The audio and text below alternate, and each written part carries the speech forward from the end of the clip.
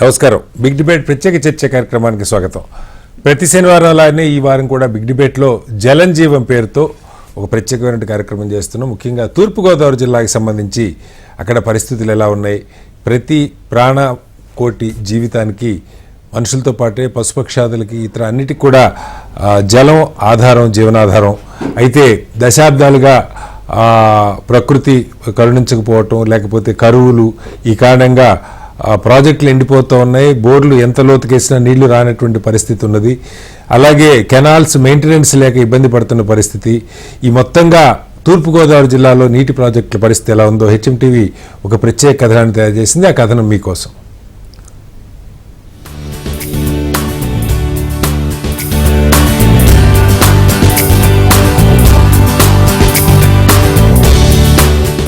ఉమ్మడి తూర్పుగోదావరి జిల్లాలో మహానుభావులు ముందు చూపుగా ఏర్పరిచిన ఆర్థిక వనరులను తుంగలు తొక్కేసి వ్యవసాయ భూముల్ని నానాటికి కాలగర్భంలో కలిపేస్తున్న ఆక్రమణదారుల ఆగడాలకు అడ్డుకట్ట వేయడం ప్రశ్నార్థకంగానే మారిపోతోంది. ఓ పక్క వ్యవసాయ భూములను ఆక్వా చెరువులుగా మార్చేస్తుంటే, మరోపక్క వ్యవసాయ ఆధారిత చెరువులను లేఅవుట్లుగా మార్చేసి పచ్చని పంట పొలాలను సైతం హరించి ఆధునికత పేరుతో రైతులను కూలీలుగా మార్చేస్తున్నారు.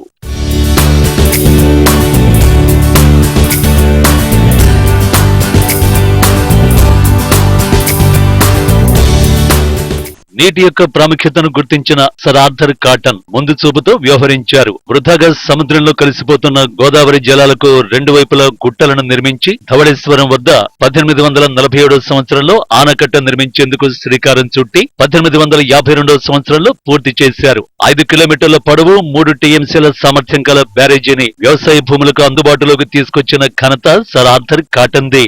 ఈ ప్రాజెక్టు నిర్మాణానంతరం ఉభయ గోదావరి జిల్లాలను ఆర్థికంగా బలపరిచింది కూడా ఈ ప్రాజెక్టే.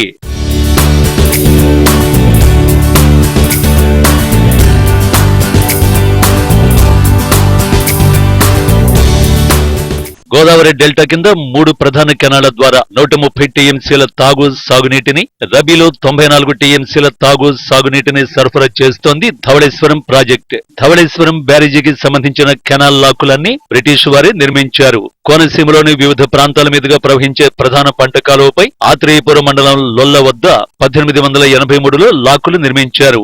ఆత్రేయపురం మండలం బొబ్బర్లంక నుంచి 13 కిలోమీటర్ల దూరంలో లాకుల నిర్మాణం జరిగింది. ఈ లాకులను 32 ఎకరాల విస్తీర్ణంలో నిర్మించారు.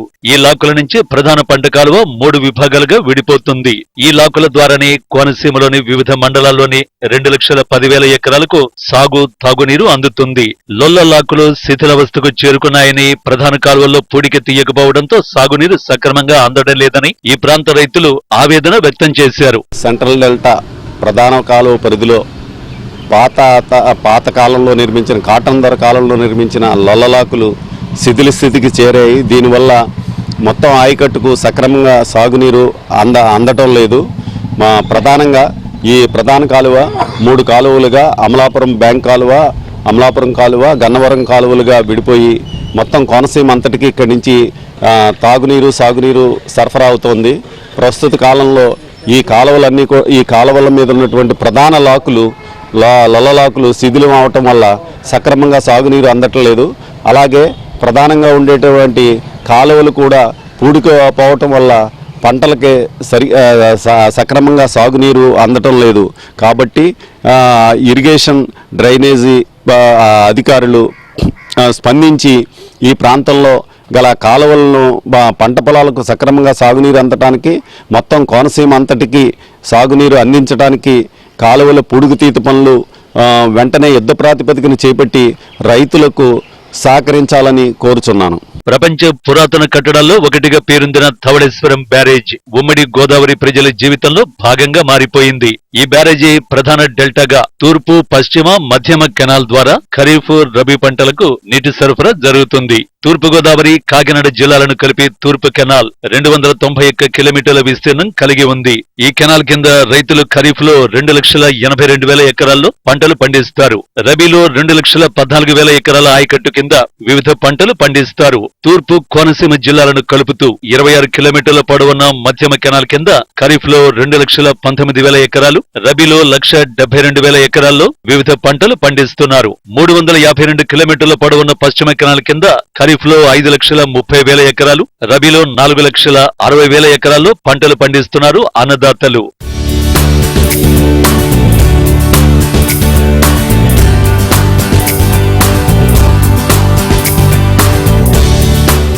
టీడీపీ ప్రభుత్వ హయాంలో చంద్రబాబు పెట్టిన నీటి సంఘాలు మరుగున పడిపోయాయన్నారు ఓ రైతు.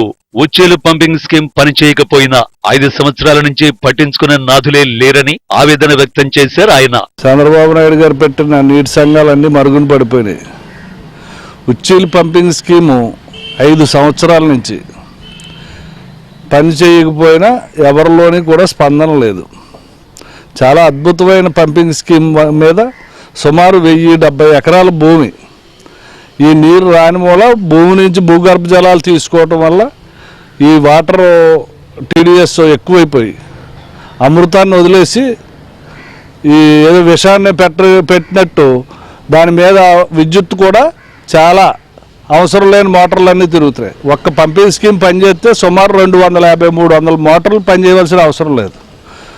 ఉచ్చేలు పంపింగ్ స్కీమ్ని మళ్ళీ మెయిన్ లైన్లోకి తీసుకురావాలని కోరుతున్నాం. తూర్పుగోదావరి జిల్లా వ్యాప్తంగా 826 ట్యాంకులు నిర్మించారని, వాటి ద్వారా 52,919 ఎకరాల్లో రైతులు వివిధ పంటలు సాగు చేస్తున్నారని చెప్పారు ఇరిగేషన్ అధికారి. అంబేద్కర్ కోనసీమ జిల్లాలో 29 ట్యాంకులు ఏర్పాటు చేయగా 934 ఎకరాలు సాగులో ఉందన్నారు ఆయన. 1885లో నిర్మితమైన ఈ యొక్క లొల్లలాకులు శిథిలావస్థకి చేరుకుంది. అయితే ఈ రీసెంట్గా ఈ యొక్క లాకుల పునర్నిర్మాణానికి గవర్నమెంట్కి రాయడం జరిగింది. ఈ యొక్క పునర్నిర్మాణానికి సంబంధించిన అన్నీ కూడా గవర్నమెంట్ దృష్టిలో ఉంది. అయితే ఈ యొక్క లాకులు మళ్ళీ పునర్నిర్మాణం చేస్తే ఇక్కడ ఉన్నవారికి, అదే కింద ఉన్న కోనసీమ డెల్టాకంతా కూడా మనం ఊపిరి పోసిన వారం అవుతాం. అదేవిధంగా ఈ బ్యాంక్ కెనాల్ని, ఈ యొక్క లొల్లలాకుల్ని మళ్ళీ పునర్జీవించాలని, ఈ కోనసీమ అంతా సస్యశ్యామలంగా ఉంటుందని కూటమి ప్రభుత్వాన్ని కోరుకుంటున్నాను. 10,13 ఎకరాల ఆయకట్టు ఉన్న ధవళేశ్వరం బ్యారేజీ కింద 2001 నుంచి ప్రతి ఏటా ఆయకట్టు తగ్గుతూ వస్తోంది. 2010 నుంచి 2014 వరకు ఆయకట్టు అనూహ్యంగా తగ్గి 8 లక్షలకు పడిపోయింది. పచ్చని పంట పొలాలు కాస్త కోనసీమ జిల్లాలో ఆక్వా చెరువులుగా మారిపోయాయి. ఆక్వా చెరువుల్లో రొయ్యల పెంపకానికి నిషిద్ధ కెమికల్స్ వాడుతున్నారు. దీంతో భూగర్భ జలాలు విషపూరితమవుతున్నాయి. ఈ కారణంగా వరి, కొబ్బరి పంటలకు నష్టం వాటిల్లుతోందని, ఆయన కనీసం ఎవరు పట్టించుకున్న పాపాన పోలేదని కోనసీమ రైతులు గగ్గోలు పెడుతున్నారు. పచ్చదనానికి మారుపేరు మా కోనసీమ జిల్లా. అటువంటిది గత కొద్ది సంవత్సరాలుగా ఈ ఆక్వా సాగు వలన పాడవటం జరుగుతుంది. దానికి కారణం ఈ ఆక్వా సాగులో వారు వాడే కెమికల్స్ వల్ల భూగర్భ జలాలు పాడై చాలా దూరం వరకు భూగర్భ జలాలు పాడవటం వలన ఈ వరి పండించే రైతు ఇబ్బందులు పడటం జరుగుతుంది. అలాగే కొబ్బరి పంట కూడా పాడవుతుంది. కొబ్బరి చెట్లు కూడా పాడవుతున్నాయి. ఇది ఇలాగా కొనసాగితే భవిష్యత్తులో కోనసీమ కరుమరుగైపోయే ప్రమాదం ఉంది. కాబట్టి ప్రభుత్వం వారు స్పందించి రైతులను ఆదుకునే విధంగా చర్యలు తీసుకోవాలని కోరుతున్నాం. తూర్పు కోనసీమ జిల్లాలో ఆక్వా సాగు జోరుగా సాగుతోంది. జిల్లాలో 11,861 ఎకరాల్లో ఆక్వా సాగు జరుగుతుందని అధికారిక లెక్కలు చెబుతున్నాయి. కానీ 18,000 నుంచి 20,000 ఎకరాల్లో అనధికారికంగా ఆక్వా సాగవుతోంది. కానీ తమకు గిట్టుబాటు ధర లభించడం లేదని ఆక్వా రైతులు ఆవేదన వ్యక్తం చేశారు.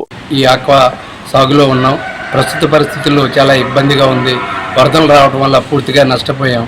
ఏదైతే మరి ఆక్వాకల్చర్ విపరీతంగా ఉంది కాబట్టి దీన్ని మన దేశంలో అన్ని స్టేట్ల వారు కూడా దీన్ని ఉపయోగించి దీని వాడుకలో భారతదేశంలో ఎక్కువ వాడే విధంగా కృషి చేస్తే గవర్నమెంట్ వారికి మరి మేము ఈ రకంగా రైతులను తెలుపుకుంటున్నాం.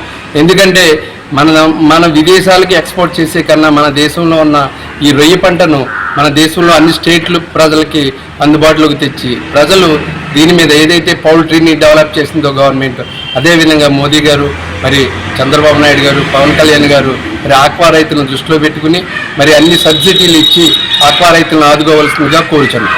తూర్పుగోదావరి జిల్లాలోని దిగువ ప్రాంతాల వారికి గోదావరి జలాలను అందించడానికి పురుషోత్తపట్నం వద్ద 2002లో చాగలనాడు ఎత్తిపోతల పథకాన్ని ప్రారంభించారు. 1,429 కిలోమీటర్ల పొడవుతో 6,240 ఎకరాల ఆయకట్టుతో రాజమండ్రి రూరల్, కోరుకొండ, రాజానగరం మండలాలకు నీటిని సరఫరా చేస్తోంది ఈ ఎత్తిపోతల. పురుషోత్తపట్నం వద్ద 2009లో పుష్కర ఎత్తిపోతల పథకాన్ని ప్రారంభించారు. 8 పంపులతో 1,85,000 ఎకరాల్లో వివిధ పంటలు సాగు చేసేందుకు ఈ లిఫ్ట్ ఇరిగేషన్ పథకాన్ని ప్రారంభించారు.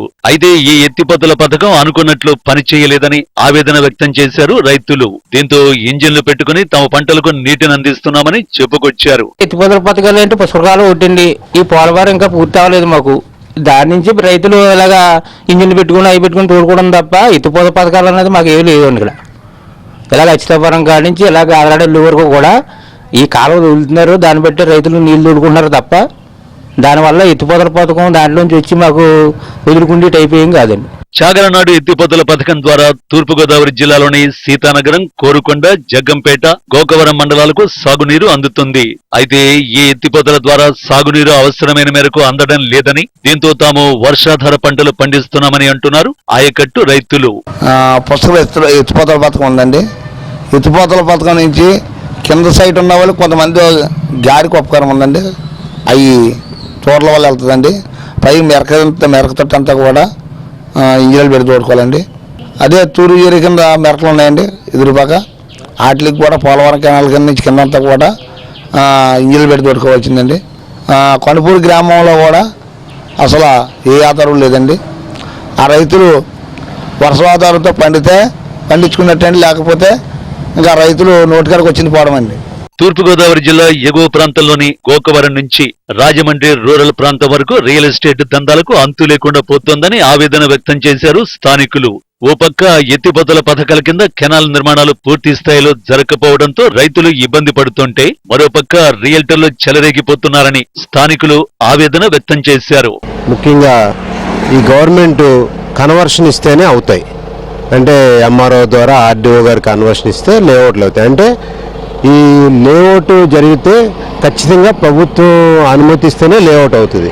కాబట్టి ఇబ్బడిముబ్బడిగా లేఅవుట్లు పరిమితికి మించి ఇచ్చేయటం వల్ల ప్రజలు అంటే కొనుక్కున్న వాళ్ళు ఏంటంటే మళ్ళీ అమ్ముకోలేక వాళ్ళు నష్టపోతున్నారు. అలాగే పర్యావరణానికి కూడా ఈ పచ్చటి భూములు, అందమైన భూములు, ఈ సాగు, వరి సాగు కానీ లేకపోతే మెట్ట ప్రాంతం సాగు కానీ సాగు లేక అన్నీ కూడా లేఅవుట్లు అవటం వల్ల ఎందుకు పనికి రాకుండా నిర్వీర్యంగా అయిపోయి ఆ కొనుక్కున్న వాళ్ళు ఏంటంటే దాన్ని ఏమీ చేయక అలా ఉంచడం వల్ల పర్యావరణానికి చాలా ఇదవుతుంది. అలాగే లెక్కకి మించి లేఅవుట్ ఇవ్వటం అనేది కూడా చాలా తప్పు. గతంలో ఇచ్చిన లేఅవుట్లన్నీ కూడా ఇప్పుడు కొత్త ప్రభుత్వం ఏం చేయాలంటే ఒకసారి పరిశీలించి ప్రస్తుతానికి లేఅవుట్ని ఇవ్వటం అనేది ప్రస్తుతానికి ఆపాలి. అల్లూరి జిల్లా రంపచోడవరం రెవెన్యూ డివిజన్ పరిధిలోని 7 మండలాల్లో 69,000 ఎకరాల వ్యవసాయ సాగు భూమి ఉంది. దాంట్లో 20,000 ఎకరాల్లో వరి సాగు చేస్తున్నారు. 13,000 ఎకరాల ఆయకట్టుకు చెరువులు, మైనర్ ఇరిగేషన్ ట్యాంకుల ద్వారా పంటలు పండిస్తారు. 7 ఎకరాలు పూర్తిగా వర్షాధారం మీద ఆధారపడి వ్యవసాయం చేస్తున్నారు. 35,659 ఎకరాల్లో జీడి మామిడి సాగు చేస్తున్నారు. 4,000 ఎకరాల్లో పామాయిల్, రబ్బరు, అపరాలను పండిస్తున్నారు.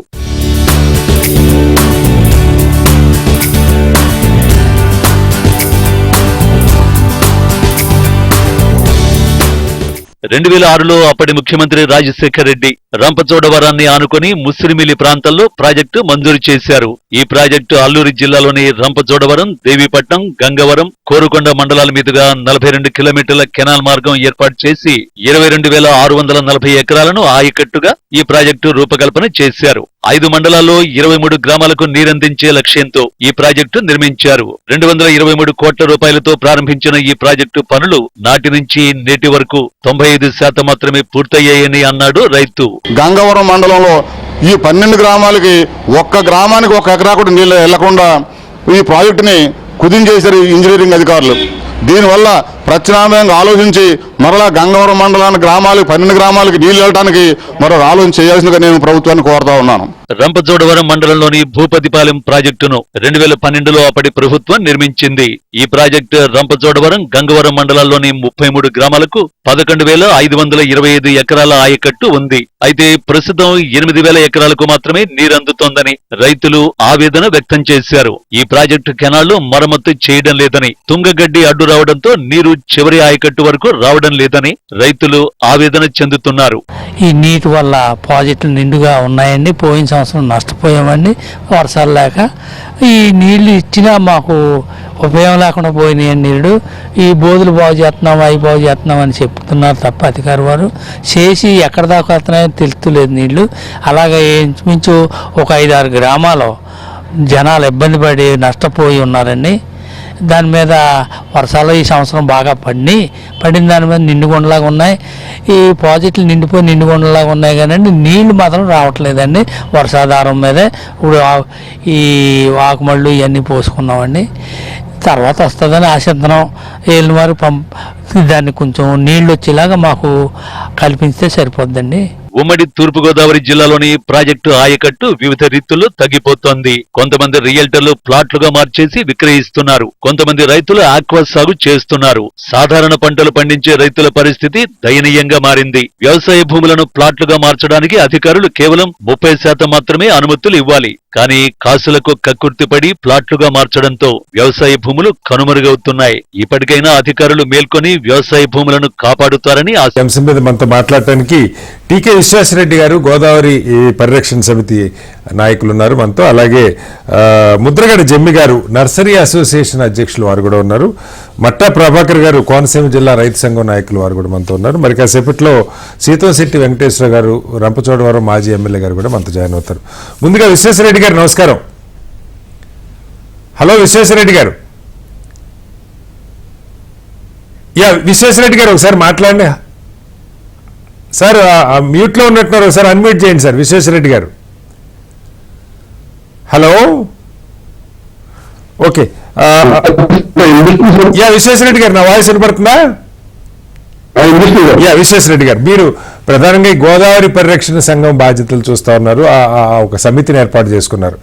మనకి తెలియదు కాదు విశ్వేశ్వరరెడ్డి గారు, ఇది స్వాతంత్రం రావడానికి 100 ఏళ్ల ముందు కట్టినటువంటి ధవళేశ్వరం బ్రిడ్జి. మొత్తంగా ఇప్పుడు చూసుకుంటే 175 ఏళ్ళు అయిపోతుంది ఆ బ్రిడ్జి పని మొదలుపెట్టి.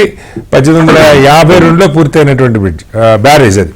అయితే దానికి చాలా మంది చెప్పడం ఆ రోజుల్లోనే, బహుశా దేశంలో మొదలైన అతి కొద్ది పురాతనమైనటువంటి ప్రాజెక్టుల్లో ఈ మన ధవళేశ్వరం బ్యారేజీ ఆ రోజుల్లోనే కెనాల్స్, వాటికి లాకులు పెట్టి దాదాపు 10 లక్షల ఎకరాల పైగా ఈ జిల్లాలో దేశానికి అన్నపూర్ణని చెప్పుకునే పరిస్థితి మనకి తూర్పుగోదావరి జిల్లా కానీ వెస్ట్ గోదావరి కానీ. అయితే ఇప్పుడు మనకు వినపడుతున్నది ఏంటంటే ఈ లాకుల నిర్వహణ గత 170 ఏళ్ళు, మరి ఎప్పుడు చేశారో ఎన్నిసార్లు చేశారో నాకు తెలియదు. లాకుల నిర్వహణ పూర్తిగా తుడిచిపెట్టుకుపోయింది. ఆ లాకుల నిర్వహణ లేదు. అలాగే కాలువల్లో పూడికలు లేదు. సరే, మిగతా సమస్యలు ఎలా ఉన్నా రియల్ ఎస్టేటు, ఆక్వా ఇవన్నీ వచ్చేసినా కూడా అసలు ఇప్పటికీ వ్యవసాయం చేస్తున్న నీళ్లు అందట్లేదని విమర్శ ఉన్నది సార్, కింద పొలాలకు కానీ వీటన్నిటికీ. సో ఈ విశ్వేశ్వరరెడ్డి గారు, మీరు చెప్పండి దీనికి. అంటే నిజంగా ఈ ధవళేశ్వరం కింద 3 కాలువలు, కెనాల్స్ ఉన్నాయి మనకు తెలుసు, ఈస్ట్, వెస్ట్, సెంట్రల్ కెనాల్ అని. వీటి నిర్వహణ ఎలా ఉంది? ఆ లాకుల పరిస్థితి ఎలా ఉంది? ఏం చెప్తారు సార్? సార్, ప్రభుత్వం వారు లాకులు కానివ్వండి, కాలువలు కానీ సరైనటువంటి రెగ్యులర్ మెయింటెనెన్స్ అసలు చేయట్లేదండి. ఓకే, ఎంతసేపు అక్కడ ఉన్నటువంటి ఎమ్మెల్యేలు కానివ్వండి, లేదా రాజకీయ నాయకులు కానివ్వండి, జస్ట్ కాలువల విధిన ముందు వాటి మెయింటెనెన్స్ వర్క్ మొదలెట్టినట్టుగా స్టార్ట్ చేస్తారు. ఈ మధ్య కాలువ వచ్చేసిందని చెప్పి అంతా క్లేమ్ అని చెప్పి బిల్లులు క్లెయిమ్ చేసే పద్ధతే తప్ప వాటిని రిపేర్ చేసే ఆలోచన విధానం లేదండి. ఇవాళ మనం నిజంగా మనకి దేవుడు అంటే కాటన్ మహాదేవుడు చెప్పి చెప్పలేదు. ఎందుకంటే ఒకప్పుడు మన ఉమ్మడి ఉభయ గోదావరి జిల్లాల్లో తినడానికి కూడా తిండి లేక చాలా ఇబ్బందులు పడే పరిస్థితుల్లో కాటన్ మహాశయుడు మనకు ఒక ఆనకట్ట నిర్మించి ఒక మార్గం ఏర్పాటు చేశాడు. అవన్నింటి కూడా ఉమ్మడి ఉభయ గోదావరి జిల్లాలు అనేది ఒక అన్నపూర్ణగా అందరూ కూడా దేశంలో కాదు ప్రపంచంలో కూడా ఉమ్మడి ఉభయ గోదావరి అన్నపూర్ణగా అందరూ కూడా భావిస్తారు. కానీ ఈవేళ ఉన్నటువంటి ప్రభుత్వాలు, ఏ ప్రభుత్వం అయినా కానివ్వండి, ఈ కాలువల మెయింటెనెన్స్ కానీ, లాకుల మెయింటెనెన్స్ కానీ చాలా అశ్రద్ధ చూపిస్తున్నారు. కాదు విశ్వేశ్వరరెడ్డి గారు, అంటే కాలువలు అంటే పుడికలు తీయటం, లాకులకు సంబంధించి ప్రధానంగా ఏముంటుంది సార్ అటు నిర్వహణ, వాటికి నీటి సంఘాలు కానీ లేదా రైతు సంఘాలు కానీ ఇవేమి లేవా? లాకులకు సంబంధించి మెయింటెనెన్స్ ఏం చేయాలి? నీటి సంఘాలు గత ప్రభుత్వం తెలుగుదేశం హయాంలో నీటి సంఘాలు ఏర్పాటు చేశారండి. తర్వాత జగన్మోహన్ రెడ్డి గారు వచ్చిన తర్వాత ఆ సంఘాలను మళ్ళీ ఇంకా యాక్టివేట్ చేయలేదు, అన్ని మొదలు పడిపోయింది. అందువల్ల అసలు రెగ్యులర్ మెయింటెనెన్స్ ఉండాలండి. అది మోటార్ సైకిల్ అయినా కార్ అయినా ఏదైనా మన సర్వీసింగ్ ఉండాలి. అది అలా వదిలేస్తే అది పనిచేసే పరిస్థితి ఉండదు. ఇలా లాభం పరిస్థితి కూడా అదే ఉంది. అసలు రెగ్యులర్ మెయింటెనెన్స్ లేకపోవడం వల్ల ఈ లాభులు చాలా ఇబ్బందిగా, అసలు వాటర్ సరిగా వెళ్ళే పరిస్థితి లేక రైతులు చాలా ఇబ్బంది పడుతున్నారు. వీటికి రెగ్యులర్ మెయింటెనెన్స్ చేయడానికి అలాగే ఎప్పటికప్పుడు కాలంలో కూడా చాలా ఉంది. జరిగినట్లయితే రైతులు కొంతవరకు హ్యాపీగా ఫీల్ అవడానికి అవకాశం ఉంటుంది.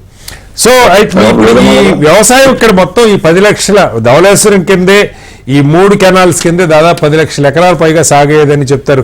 ఇప్పుడు 2 లక్షల పైగా రియల్ ఎస్టేట్, చేపల చెరువులు ఏవో కానీ మొత్తానికి 7-8 లక్షలకు మించి లేదంటున్నారు విశ్వేశ్వరరెడ్డి గారు. నిజమేనా? కరెక్టే సార్. ఎందుకంటే ఈ మధ్య ప్రతి వాళ్ళు కూడా మన వ్యవసాయం వరి సాగులో సరైన ఆదాయం రావట్లేదు అని చెప్పి రైతులు చాలా మంది ఆక్వా వైపు మొగ్గు చూపుతున్నారండి. ఎక్కువ ఆక్వా చెరువుల కింద, రైలు చెరువుల కింద వాళ్ళు మారుస్తున్నారు. మరి వాళ్ళ రైలు చెరువుల్లో బాగా ఆదాయం వస్తుందనే ఉద్దేశంతో అటు షిఫ్ట్ అవడం జరుగుతుంది. కానీ రైలు చెరువులు తగ్గినప్పటికీ కూడా వాటిల్లో వాడే కెమికల్స్ చాలా ఎఫెక్ట్ ఇస్తున్నాయండి. ప్రభుత్వం వారు మరి ఏ అయితే కెమికల్స్ వాళ్ళు యూజ్ చేస్తున్నారో రైలు ఎరుగుదలకి కానీ లేకపోతే ఆ చెరువుల్లో కలిపే కెమికల్స్ అవి భూమికి కానీ, వరి చేలకు కానీ లేదా కొబ్బరి చెట్లకు కానీ హాని జరగకుండా ఉండే విధంగా మరి వాటిని ఉపయోగించే విధంగా ప్రభుత్వ వారు చర్యలు తీసుకోవాలి. అదే విధంగా ఇప్పుడు చెరువులు అనేవి మన ఫ్లాట్స్ వేసుకోవడానికి ఇవ్వడానికి లేదండి యాజ్ పర్ గవర్నమెంట్ యాక్ట్ ప్రకారం నాకు తెలిసినంత వరకు. కానీ చెరువులు సార్ మ్యూట్లోకి వెళ్ళింది సార్. విశ్వేశ్వరరెడ్డి గారు మీ ఫోన్ మ్యూట్లోకి వెళ్ళింది, ఒకసారి అన్మ్యూట్ చేయాలి. విశ్వేశ్వరరెడ్డి గారు, విశ్వేశ్వరరెడ్డి గారు మీ ఫోన్ మ్యూట్లోకి వెళ్ళింది, ఒకసారి అన్మ్యూట్ ప్రెస్ చేయండి. విశ్వేశ్వరరెడ్డి గారు మాట్లాడండి. ఓకే, విశ్వేశ్వరరెడ్డి గారి దగ్గరికి మళ్ళీ వస్తాను. ప్రభాకర్ గారు, మీరు కోనసీమ జిల్లా రైతు సంఘం బాధ్యతలు చూస్తా ఉన్నారు. ఇక్కడ కోనసీమ అనగానే మనకు గుర్తొచ్చేది కొబ్బరి, అలా ఇతర కొన్ని కీలకమైన పంటలు, కొబ్బరి చెట్లు ఇవన్నీ. అయితే ఈ జిల్లాలో మనకి దాదాపు 800 పైగా, ఇప్పుడే విశ్వేశ్వరరెడ్డి గారు కూడా అదే మాట్లాడుతున్నారు, 800 పైగా చెరువులు ఉండేవి. సరే, కొంత మెట్ట ప్రాంతం, ఏజెన్సీ ప్రాంతానికి లిఫ్ట్లు కూడా పెట్టారు. అది పక్కకి పెడితే ఈ చెరువులు 800 పైగా ఉన్న చెరువులు దాదాపు కబ్జాలు అయిపోయినాయి. ఈ ఆక్వా వల్ల భూగర్భ జలాలు కలుషితం అవుతున్నాయి అని చెప్తున్నారు. ఆక్వా కూడా సంవత్సరంకి 1000 ఎకరాలు పెరిగిపోతా ఉంది. నిజంగా దీని పరిస్థితి ఎలా ఉంది? దీనివల్ల మిగతా పంటలకు కూడా నష్టం కలుగుతుందా? చెరువులు నిజంగా భూగర్భ జలాలు పెరగాలంటే చెరువులు నీళ్లు నింపుకొని ఉంటేనే, ఇప్పుడు తెలంగాణలో ఒకటి మిషన్ కాగితేనే ఒక పథకం అమలైంది గతంలో. ఎక్కడెక్కడ పోగే కనీసం ఉన్న వాటినన్నా కాపాడుకునే ప్రయత్నం చేశారు. అలాంటి ప్రయత్నం ఏమన్నా చెరువుల పరిరక్షణకు కూడా ఏమన్నా జరుగుతుందా? గోదావరి జిల్లాలో ప్రధానంగా కెనాల్స్ ద్వారానే నీరు, బట్ అయినా చాలా ప్రాంతాలకి చెరువుల ద్వారా కూడా భూగర్భ జలాలు పెంచే ప్రయత్నం జరుగుతుంది కదా. ఇది పూర్తిగా నిజమండి. ఇక్కడ వ్యవసాయం అనేటువంటిది చాలా పచ్చగా, చాలా లాభాలతో రైతాంగం ఉండేవారు. రాను ఎప్పుడైతే ఈ సాగునీటి వ్యవస్థను గానీ, డ్రైనేజ్ వ్యవస్థను గానీ ప్రభుత్వాలు పట్టించుకోకపోవడం వల్ల, సరైన సమయంలో సాగునీరు లేక, భారీ వర్షాలు కురిసినప్పుడు నీరు ఎక్కువైపోయినప్పుడు, మురుకాలు నింపడం నీరు దెక్క, వ్యవసాయం నష్టపోయి, వ్యవసాయం గిట్టుబాటు కాక, కూలీలు దొరక్క, మద్దతు ధర రాక, అనేక రకాలుగా రైతాంగం నష్టపోయి ఆల్టర్నేటివ్ సోర్స్ ఏముందని చెప్పేసి ఆలోచించినప్పుడు, ఈ కోనసీమ ప్రాంతం ముఖ్యంగా తీర ప్రాంతం కాబట్టి ఉప్పు నీటి యొక్క వసతి అనుకూలంగా రైతులకి ఉంది కాబట్టి ఈ యొక్క రైతు చెరువు వైపు రైతాంగం అంతా కూడా ఆకర్షితులవడం జరిగింది. విదేశీ మారక ద్రవ్యం వస్తుందనేటువంటి ఒక పెద్ద ఆస్తి ప్రభుత్వం కూడా ఈ యొక్క ఆక్వాని ప్రోత్సహించడం జరిగింది. ప్రస్తుతం పరిస్థితుల్లో ఆక్వా రంగం కూడా కుదేలైంది. ఆక్వా రైతులు కూడా కాపాలని పెట్టేటువంటి పరిస్థితులు ఇవాళ మనం కోనసీమలో చూస్తా ఉన్నాం. అలాగే వరికి సంబంధించి కూడా క్రాప్ హాలిడే చేసినటువంటి పరిస్థితులు ఉన్నాయి. దీనంతటికీ కారణం ఏంటంటే ఆధునీకరణ చేయవలసిన అవసరం ప్రభుత్వం మీద ఉందండి. ఓకే. ఏనాడో కాటన్ మహానుభావుడు నిర్మించినటువంటి కాలువలు, డ్యాములు తప్ప ఇప్పుడు వచ్చిన స్వతంత్ర భారతదేశంలో ఇప్పటి వరకు ఈ యొక్క గోదావరి డెల్టాని ఆధునీకరణ చేసినటువంటి పరిస్థితి లేదు. 1990లో సిఈఆర్పి ప్రాజెక్ట్ కింద వరల్డ్ బ్యాంక్ నిధులతోటి అప్పట్లో కొంతవరకు డ్రైనేజ్ వ్యవస్థను బాగు చేశారు. అది కొంతకాలం బాగానే పనిచేసింది. ఈ రోజు అదంతా పాడైపోయినాయి. ఇక్కడ ముఖ్యంగా మాకు ఇక్కడ సీ మౌత్ దగ్గర స్కాంపుల దగ్గర ఇసుక మీటర్లు వేసి దాన్ని ఏ విధంగా అయితే సీ మౌత్ దగ్గర డ్రైనేజీలు ఇసుక మీటర్ వేయడం వల్ల డ్రైనేజీ నుంచి నీరు దెక్క పంట పొలాలు మునిగిపోయి ఆ విధంగా కూడా పంట వేయలేక రైలు చెరువు వైపు రైతులు ఆకర్షితం అవడం జరిగిందండి. అయితే ఇది రాష్ట్రాలు ఏమైందంటే ఒకప్పుడు లాభాల మాట వచ్చినటువంటి మాట వాస్తవమే కానీ ప్రస్తుతం కష్టాల్లో ఉన్నారు వాళ్ళు కూడా. కానీ భూమిని కూడా కోల్పోయారు. ఒక సారవంతమైన భూమిని ఉప్పు నీటి భూములుగా తయారు చేశారు. తద్వారా కొబ్బరి పంట పాడైంది. పక్కన ఉన్నటువంటి రైతాంగం కూడా వరి వ్యవసాయం కూడా పాడైంది. సారవంతమైన నేల పాడైంది. తాతలు మనకు మంచి భూములు ఇచ్చారు, తండ్రులు మనకు మంచి భూములు ఇచ్చారు. కానీ మనం మన పిల్లలకి మంచి భూములు ఇచ్చేటువంటి పరిస్థితుల్లో లేకుండా పోయింది. ఈ రోజు ఈ కోనసీమలో చెరువుల వల్ల ఏమాత్రం భూగర్భ జలాలు మంచి జలాలు అయితే అభివృద్ధి రావాలి. ఎందుకంటే వీళ్ళ స్టోర్ చేసేటువంటి జలం అంతా కూడా ఉప్పు నీరు. ఉప్పు నీరు వల్ల సాయిల్ అంటే గ్రౌండ్ లో ఉన్నటువంటి వాటర్ కూడా ఉప్పు నీరుగా మారిపోయింది. ఎక్కడ బోర్ వేసినా కూడా ఉప్పు నీళ్ళు వస్తా ఉన్నాయి. ఇది వరకు కోనసీమలో 20 అడుగుల లోతులో బోర్ వేస్తే మంచినీళ్ళు వచ్చాయి. ఇవాళ 20 అడుగులు 50 అడుగులు 100 అడుగులు వేసినా ఇవాళ ఉప్పు నీళ్ళు వచ్చేటువంటి పరిస్థితి ఉంది. తద్వారా ఈ భూములన్నీ కూడా పాడేటటువంటి పరిస్థితి ఈ రోజు మనం చూస్తూ ఉన్నామండి.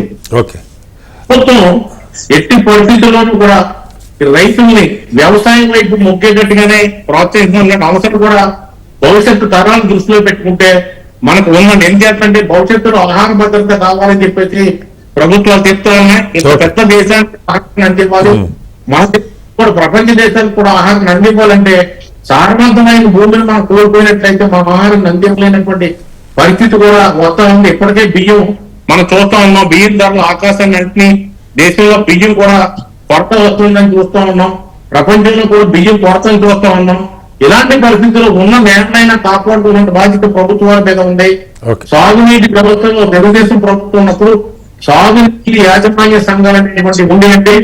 వాళ్ళు చాలా సమర్థవంతంగా పనిచేసి సాగునీటి వ్యవస్థని శుభ్రం చేసుకుని రైతులు సకాలంలో నీళ్ళు ఇచ్చేవారు. ఇవాళ జగన్మోహన్ ఆ వ్యవస్థని పూర్తిగా రద్దు చేసి జరిగింది. దానివల్ల కూడా ఈ సాగునీటి వ్యవస్థ అధ్వానంగా తయారు. మళ్ళీ ప్రభుత్వం మారింది కదా సార్. ఒకవేళ మీరన్నా సాగునీటి సంఘాలు కానీ రైతు సంఘాలు కానీ గతంలో దెబ్బతినొచ్చు మళ్ళీ కొత్తగా సంఘాలు ఏర్పాటు చేసుకునే ప్రయత్నం జరుగుతుందా? నేను కూడా తెలుగుదేశం పార్టీ రైతు విభాగానికి సంబంధించి కౌన్సిల్ జిల్లా అధ్యక్షుడిగా ఉన్నానండి. ఇప్పటికే ప్రభుత్వం దృష్టికి మేము తీసుకొచ్చాం.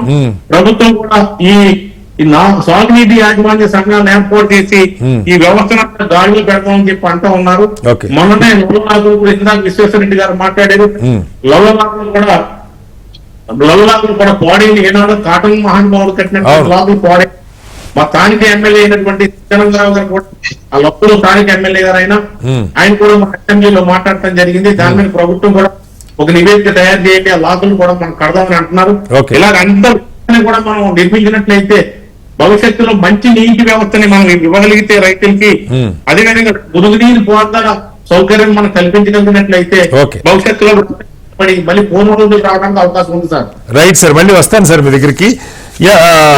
జమి గారు మీరు ఈ నర్సరీ సంఘాల అధ్యక్షులుగా ఉన్నారు. సరే, నర్సరీ ఆ జిల్లాల్లో మనకి బాగా ఈ నర్సరీ ఇది చాలా ఎక్కువ ఉంటుంది. అయితే ప్రధానంగా మనకి ఇక్కడ కొంత ఈ ఏజెన్సీ ప్రాంతాలు కానీ లిఫ్టుల ద్వారా కూడా దాదాపు 1.5-2 లక్షల ఎకరాల దాకా నీళ్లు ఏదైతే పురుషోత్తంపట్నం లేదంటే పుష్కర, చాగల్నాడు ఈ లిఫ్టులు ఉన్నాయో, ఈ లిఫ్టుల ద్వారా నీరు నిజంగా ఇప్పుడు కెనాల్స్ లాకులే సక్రమంగా మెయింటైన్ చేయనప్పుడు లిఫ్టులు మెయింటైన్ చేస్తా ఉన్నారా? ఒక 30-40 ఏళ్ల క్రితం కొన్ని ఈ మెట్ట ప్రాంతాలకి లేదంటే ఎగువన ఉన్నటువంటి ప్రాంతాలకు నీరు ఇచ్చే ఉద్దేశంతో కొన్ని లిఫ్టులు కూడా ఏర్పాటు చేశారు. వాటి నిర్వహణ, వాటి పరిస్థితి ఎలా ఉంది జమ్మి గారు? హలో జమ్మి గారు, మాట్లాడండి. హలో జమ్మి గారు. సార్ జమ్మి గారి వాయిస్ రావట్లేదు, మళ్ళీ తీసుకుంటాను. జమ్మి గారు, నా మాట వినపడుతుందా? హలో సార్, మళ్ళీ వస్తాను. విశ్వేశ్వరరెడ్డి గారు, విశ్వేశ్వరరెడ్డి గారు, ఒకసారి ఈ లిఫ్టుల పరిస్థితి ఎలా ఉంది సార్? లాకులు మీరు చెప్పారు వాటి నిర్వహణ లేదని చెప్పి. లిఫ్ట్ ఇరిగేషన్లు కూడా మనకి దాదాపు కీలకంగా ఒక 3-4 లిఫ్ట్ ఇరిగేషన్లు ఈ మెరక ప్రాంతాలు, ఎగువ ప్రాంతాలకని పెట్టారు.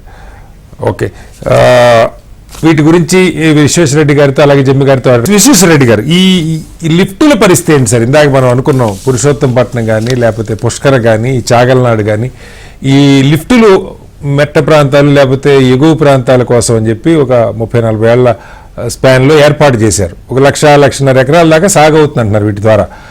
వాటి నిర్వహణ ఎలా ఉంది? నిజంగా అవి ఈ ఎగువ ప్రాంతాలకి నీరు అందించగలుగుతున్నాయా? విశ్వేశ్వరరెడ్డి గారు, ఈ లిఫ్ట్ ఇరిగేషన్ సార్ చెప్పండి సార్, చెప్పండి. ఈ లిఫ్ట్ ఇరిగేషన్ అనేది ఈ సరిగా పనిచేయలేదు సార్. ఏంటంటే పంపులు మెయింటెనెన్స్ అని కానివ్వండి, రెగ్యులర్ గా మెయింటెనెన్స్ చేయడం కానివ్వండి, ఈ పవర్ ప్రాబ్లం అని కానివ్వండి, లిఫ్ట్ ఇరిగేషన్ పెడుతున్నారు కానీ వాటి వల్ల రైతులు అనుకున్న రీతిలో బెనిఫిట్ పొందలేకపోతున్నారండి. ఓకే, ఈ కేలేశ్వరం ఏరియా అందరికీ కూడా మెట్ట ప్రాంతంలో ఉన్న రైతులందరికీ కూడా వాళ్ళు ఏదో ఈ లిఫ్ట్ ఇరిగేషన్ వల్ల వాటర్ వస్తుందని ఆశపడి నాటి మొక్కలు వాటికి స్టార్ట్ చేసిన తర్వాత అనుకున్న రీతిలో వాటర్ రాకపోవడం వల్ల వాళ్ళ వర్షాల మీద ఆధారపడి చాలా వరకు పంట నష్టాలు కూడా పొందుతున్నారండి. ఈ లిఫ్ట్ ఇరిగేషన్ పెట్టడమే కాకుండా వాటికి మెయింటెనెన్స్ కూడా కరెక్ట్ గా చేయవలసిన అవసరం ఉంది. అవసరమైతే ఆ మోటార్స్ కి కరెంట్ తో పాటుగా జనరేటర్ కూడా ఏర్పాటు చేసి రైతులకి ఎట్టి పరిస్థితుల్లో ఇబ్బంది లేకుండా ఫుల్ గా వాటర్ అందే విధంగా ఈ లిఫ్ట్ ఇరిగేషన్ ప్రాజెక్ట్స్ కి మెయింటైన్ చేయవలసిన అవసరం అంతేనే ఉందండి. అలాగే వాటి రెగ్యులర్ మెయింటెనెన్స్ చేయవలసిన అవసరం ఉంది. అసలు ఒకసారి ఏదో లిఫ్ట్ ఇరిగేషన్ ఎవరో సీఎం గారు ఎవరో వస్తారు, ఓపెన్ చేసి బటన్ నొక్కి వెళ్ళిపోతారు, తర్వాత దాని మెయింటెనెన్స్ కూడా పట్టించుకునే పరిస్థితి ఉండదు. అలాగే అక్కడ ఉన్న ఇంజనీర్స్ కూడా రైతుల ఇబ్బందులు వాళ్ళకి అర్థం అవ్వండి. ఏంటో నెలలా శాలరీస్ వస్తున్నాయి, ఏదో వెళ్తున్నాయి అన్నట్టుగా ఉంటుంది తప్ప రెగ్యులర్ మెయింటెనెన్స్ అనేది సరిగా చేయట్లేదు. కాబట్టి వాటిని రెగ్యులర్ గా మెయింటైన్ చేసి రైతులకి ఏ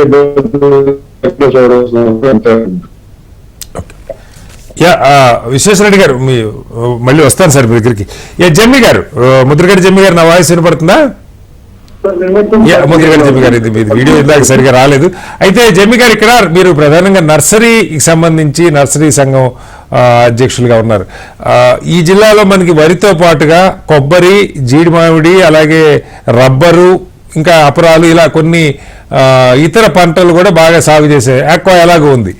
సో వీటికి సంబంధించి ఎలా ఉంది మీ అబ్జర్వేషన్ల పరిస్థితి? నర్సరీ రంగం ఎలా ఉంది? ఎదుర్కొంటున్న ఇబ్బందులు ఏమున్నాయి? అంటే మనం ముఖ్యంగా వాటర్ ఇరిగేషన్ ఇరిగేషన్ చెప్పండి, నో ప్రాబ్లం. సార్ నమస్తే అండి. ఎస్ఎల్పి ప్రేక్షకులకి సార్, రెండు పెద్దలందరికీ నమస్తే అండి. నేను ఒక రైతు కుటుంబంలో చెప్పానండి. మేము చేసేది కూడా నర్సరీ కాదు సార్. ఓకే సార్, ఇప్పుడు మన తూర్పుగోదావరి జిల్లాలో మామూలుగా ఈ వ్యవసాయ భూములు తీసుకుంటే కనుక అత్యంత సారవంతమైన భూమి సార్. సాధారణ పంట విధానం కన్నా ఇక్కడ అధికంగా పంట వస్తుంది. అట్లాగే మన పవిత్ర గోదావరి నది తీరంలో ఉండటం వల్ల వాటర్ కి అయితే ఇరిగేషన్ ప్రాబ్లం అయితే లేదండి. ముఖ్యంగా ఈ కడియం మండలం కానీ కింద ఈ మండలానికి కానీ ఇరిగేషన్ ప్రాబ్లం అయితే పెద్దగా లేదు. కానీ అయితే మనం ఈ ముబ్బడిగా వాటర్ ని ఉపయోగించి వ్యవసాయానికి కానీ ఏ అవసరానికైనా కానీ రాబోయే రోజుల్లో వాటర్ స్కేర్సిటీ, నీటి జల లేకపోవడం, జలాలను అందించలేకపోవడం అన్న విషయాన్ని మనం ఖచ్చితంగా ఇప్పటి నుంచే గుర్తెరిగి రాబోయే రోజుల్లో ఏ విధానాలు పెడితే మనం నీటిని కాపాడుకోవచ్చు. రాబోయే రోజుల్లో రాబోయే తరాలకి మనం అందించేది. జమ్మి గారు, ఇందాక మాట్లాడిన పెద్దలంతా నీరు సరే, ఇప్పుడు కరెంటు ఎక్కువ ఇస్తే నీళ్లు ఎక్కువ వేసుకుంటారు, అదంతా ఏమో మనకి వీటి కింద. బట్ ఇక్కడ గ్రావిటీ ద్వారానే కెనాల్స్ ద్వారా నీళ్లు వచ్చేటువంటి పరిస్థితి. వాటి నిర్వహణ, నేనది లిఫ్ట్ ఇరిగేషన్ పక్కకి పెడదాం, ఇప్పుడు గోదావరి బ్యారేజ్ నుంచి ధవళేశ్వరం బ్యారేజ్ నుంచి వచ్చే 3 ప్రధానమైనటువంటి కెనాల్స్ కూడా ఆఖరి పొలాల దాకా నీళ్లు ఇచ్చుకోవడానికి అవకాశం ఉంది. అయితే ఆ లాకుల నిర్వహణ సక్రమంగా లేదు. అలాగే కాలువలు ఎప్పటికప్పుడు పూడికి తీయట్లేదు, గడ్డి ఇంకే రకరకాలు పెరుగుతున్నాయి. ఆ లాకుల దగ్గర ఇసుక ఇవన్నీ కూడా పెరిగిపోతున్నాయి. ఇలా రకరకాల వాటిని కనీస నిర్వహణ సెటప్ అంతా ఉంది, దాని నిర్వహణ లేదంటా ఉన్నారు. ఇది నిజంగా ఆ ప్రాబ్లం. ఇప్పుడు ప్రభుత్వాలు సంఘాలు ఉన్నా లేకపోయినా ఇంజనీర్లు ఉంటారు, ఇరిగేషన్ శాఖ ఉంటుంది, దానికి కాస్త నిర్వహణకి నిధులు ఎప్పటికప్పుడు రెగ్యులర్ మెయింటెనెన్స్ ఇవి లేవా? అంటే ఎట్లా చెప్పాలంటే జనరల్ గా వేసవి కాలంలో ఈ కెనాల్స్ సంబంధించిన శుభ్రపరిచే పనులన్నీ మనం యాక్చువల్ గా తీసుకోవచ్చు. కానీ మనకి పంటలు వేసుకునే టైం వరకు కూడా దాని మీద అంతగా మన ప్రభుత్వ విధానంలో అంతగా శ్రద్ధ చూపించకపోవడం అనేది కొంచెం అక్కడక్కడ కనిపిస్తుంది సార్. ఎందుకంటే వేసవి కాలం చేసుకుంటే నీరు తక్కువగా ఉన్నప్పుడు చేసుకుంటే ఈ కెనాల్ శుభ్రం చేయడం కానీ మీరంటి కూడా ఈ సిల్ట్ ఇవన్నీ తొలగించి మనకి నీరు పుష్కలంగా ఇక్కడ వదిలిన నీరు చివరి ఎకరా వరకు కూడా అందే విధంగా చూడాలంటే కనుక ఖచ్చితంగా మనకి జాన్యువరి నుంచి మానిటరింగ్ ఉండాలి సార్ ఈ కెనాల్స్ మీద. మనం ఏదో వర్షాలు పడిని జలాశయాలు నిన్ని ఇప్పుడు కాలువలు వదిలేశారు, ఈ నీరుని మనం ఇప్పుడు ఈ కాలువలు వదిలిన తర్వాత మనం శుభ్రం చేసే ప్రక్రియ మొదలు పెట్టే కన్నా ఈ డిపార్ట్మెంట్స్ కన్సర్న్ డిపార్ట్మెంట్స్ ఉన్నాయి కదండి, ఇరిగేషన్ సంబంధించి కానీ లేకపోతే ఈ డిపార్ట్మెంట్స్ అన్ని కూడా కొంచెం కోఆర్డినేషన్ అయ్యి లిఫ్ట్ ఇరిగేషన్ వస్తాయి, electrical department and irrigation department. అట్లాగే రైతులు కూడా వాళ్ళ ఏరియాలో ఉండే సమస్యలను క్షేత్రస్థాయిలో ఉండే రైతులు కూడా ఇక్కడ ఉన్న సమస్యలు అధికారులకు వివరించి ప్రజాప్రతినిధుల ద్వారా అక్కడ ఉన్న సమస్యల్ని మనం ముందుగానే తీసుకుంటే కనుక వాటి మీద చర్యలు ఖచ్చితంగా చివరి వరకు కూడా మనకి గోదావరి నది ఉన్నంత కాలం నీటికైతే అంతగా కొరత ఉండదు. కానీ వినియోగించే విధానాల్లో కొంచెం మనం అశ్రద్ధ వహిస్తున్నామేమో అని నా ఆలోచన సార్. దయచేసి అట్లాగే జమి గారు, ఈ మిగతా సంబంధించి మనకి నేను ఇందాక చెప్పాను లిఫ్ట్ ఇరిగేషన్లు కొన్ని ప్రాంతాల్లో పెట్టారు. మనకి కాస్త రంపచోడవరం ఈ ఏరియాలు ఎగువ ప్రాంతాలు ఉన్నటువంటి ప్రాంతాల్లో ఈ పురుషోత్తంపట్నం లేదంటే పుష్కర ఇలాంటి చాగలగంట ఇలాంటి ఇరిగేషన్ లిఫ్ట్ ఇరిగేషన్ స్కీమ్స్ కూడా ఉన్నాయి. మరి వాటికి నిర్వహణే కాకుండా విద్యుత్ బిల్లులు కూడా అవుతాయి. మరి ఎంత ఎత్తు లిఫ్ట్ చేస్తున్నారో నాకు అవగాహన లేదు కానీ, బట్ వాటి పరిస్థితి ఎట్లా ఉంది? యాక్చువల్గా ఈ సమ్మర్ వచ్చేటప్పటికి వేసవకాలం వచ్చేటప్పటికి సార్ ఈ లిఫ్ట్ ఇరిగేషన్ ఈ మనకి జనరల్ గా గృహ అవసరాలకి లేకపోతే వ్యవసాయ విద్యుత్ అవసరాలకి మీట్ అయ్యే విధానాల్లోనే చాలా ఇబ్బందులు ఉన్నాయి సార్. ట్రాన్స్ఫార్మర్ ఫెయిల్యూర్ అవడం కానీ, గ్రిడ్స్ ఫెయిల్యూర్ అవడం కానీ, ఈ సమ్మర్ వచ్చేటప్పటికి ఎలాగైనా ఈ పవర్ స్కేర్ సిటీ అనేది ఎక్కువగా ఉంటుంది. బట్ ఆ టైంలో మనం ఈ లిఫ్ట్ ఇరిగేషన్ ని ఈ విద్యుత్ కొరత వల్ల కొంత ఉపయోగించుకోలేకపోతున్నాం. కానీ ఏదైనా అక్కడ నిర్వహణ ముందుగానే ప్రణాళికాబద్ధంగా కనుక మనం దానికి కావాల్సిన పవర్ ప్రొక్యూరేషన్ కానీ అంటే ఆ ఏర్పాటు లేదా సార్? ఎందుకంటే ప్రాజెక్టులు 100 కోట్లు 1000 కోట్లు ఖర్చు పెట్టి కడతారు. లిఫ్ట్ ఇరిగేషన్ అంటే ఊరకే రావు, వాటికి పెద్ద పెద్ద మోటార్లు జనరేటర్లు ఇవన్నీ పెడతారు లిఫ్ట్ చేయడానికి. కొంత రిజర్వాయర్ లాగా ఏర్పాట్లు చేసుకుంటారు. ఇదంతా ఉంటుంది. అంతా ఉన్న చివరి కరెంట్ లేకపోతే వాటిని వాడుకోలేకపోతే వాటిని నమ్ముకొని కింద 1,00,000 పైగా ఎకరాలు 1,00,000 ఎకరాలు తూర్పుగోదావరి జిల్లాలో లిఫ్టుల కింద ఇరిగేషన్ కోసమని పెట్టుకున్నారంటా ఉన్నారు. మరి వాళ్ళందరి పరిస్థితి సరిగ్గా వర్షాధారం మీద ఆధారపడటమేనా?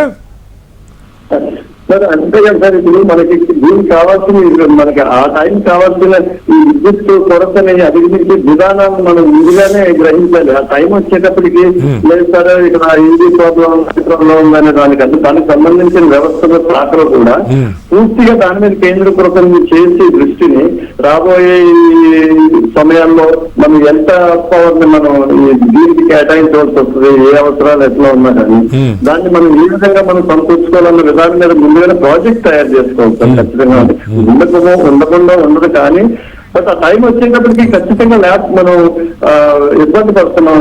అది విద్యుత్ సరఫరా కానీ లేకపోతే ఆ మిషనరీ మోటార్స్ అవి చేయడం కానీ ఇవన్నీ ఎట్లాగైనా కొన్ని ఫెయిల్యూర్స్ అయితే ఖచ్చితంగా కనిపిస్తున్నాయి. బట్ ఎక్కడన్నది దాని మీద పూర్తిగా ప్రజాప్రతినిధులు ఈ ఆఫీసర్స్ కూడా కొంచెం దాని మీద ప్రాజెక్ట్ చేసి రాబోయే రోజుల్లో కూడా దీన్ని మనం ఏ విధంగా నిర్మించాలన్న దాని మీద దృష్టి పెడితే కానీ ఖచ్చితంగా వాటిని ఉపయోగించుకోవచ్చు. పూర్వం అన్ని విధానాలు కూడా మనకు ఉపయోగపడే విధంగానే డిజైన్ చేస్తున్నాయి. కానీ మనం ఎక్కడికి ఎదురవుతామన్న దాని మీద మనం ఖచ్చితంగా పవర్ మెయిన్ ఎక్కడ చూసినా మనకి కరెంట్ కొరత అనేది ఇబ్బందిగా ఉంటుంది సార్.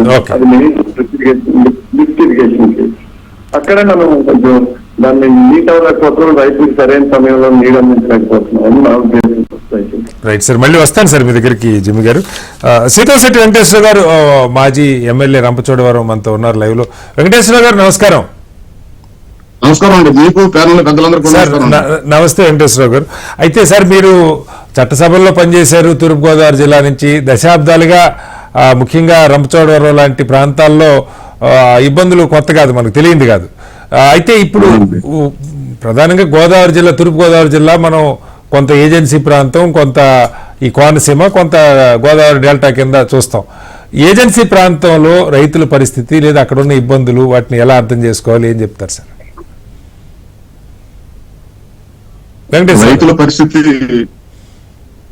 రైతుల పరిస్థితి అయితే కొంచెం అధ్వానంగానే ఉందండి.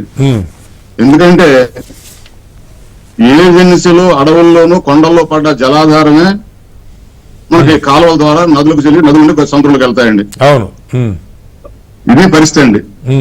తెలుగుదేశం ప్రభుత్వంలో ఎన్టీ రామారావు గారు పూజలు తాళ్లపాలెం గ్రామంలో చెక్ డ్యాం ప్రారంభించారండి 85లో. ఈ రోజున ఏ స్థాయిలో ఉందో తెలియని పరిస్థితి ఉందండి. ముఖ్యంగా భూపతిపాలెం రిజర్వాయర్ ఉందండి. అది అపధర్మ ముఖ్యమంత్రిగా గౌరవనీయులు శ్రీ నారా చంద్రబాబు నాయుడు గారు ఏమండి జిఓఎంఎస్ నంబర్ 169 డేటెడ్ 30/10/2003 మంజూరు చేయడం జరిగిందండి. అది మంజూరు చేస్తే దానివల్ల 3 గ్రామాలు ముంపుకు గురవుతున్నాయండి.